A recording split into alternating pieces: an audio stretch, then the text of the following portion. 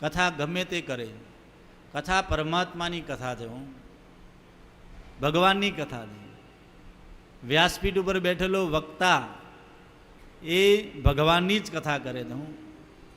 આ તો ક્યારેક ક્યારેક નાના વાત કરીએ એટલે આપણને થોડું સુસ્તી મળે. બોલો શ્રી દ્વારિકાધીશ કી, કૃષ્ણ કનૈયા લાલ કી. પ્રાણી રે સત્સંગનો રસ જા, પ્રથમ લાગે કડવો તીખો, પછી આંબા કેરી સા. પ્રાણી રે સત્સંગનો રસ જા, સત્સંગથી વાલા બે ઘડીમાં મુક્તિ મળે જોને. આ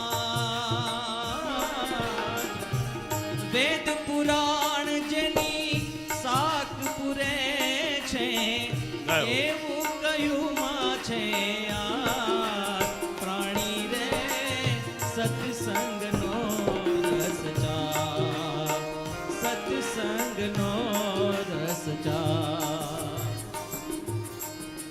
ગોકર્ણ મહારાજે પાછી કથા કરી શ્રાવણ મહિનામાં. હું લખ્યું છે પાછો બીજો શ્રાવણ મહિનો આવ્યો ને, એટલે કાલે મારા શાસ્ત્રી કહેતા હતા ને, શ્રાવણસ્ય શ્રવણમ ફલમ. રાઘવ શાસ્ત્રી, શ્રાવણમાં શ્રવણનું વધારે ફળ થયું, ભગવાનની કથા સાંભળવાનું વિશેષ ફળ થયું.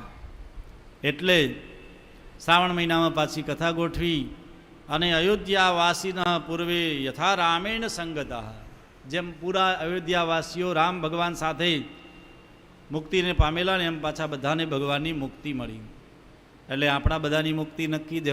એક તો ગંગાજીનો કિનારો, ભગવાન ભાગવતની કથા, એક દિવસ આપણે પણ ભગવાનના ધામમાં જવાનું છે. આવું નક્કી જ રાખજો, ઈચ્છા રાખશો તો થશે ને. ભગવાનની કથા એવી મંગલ છે.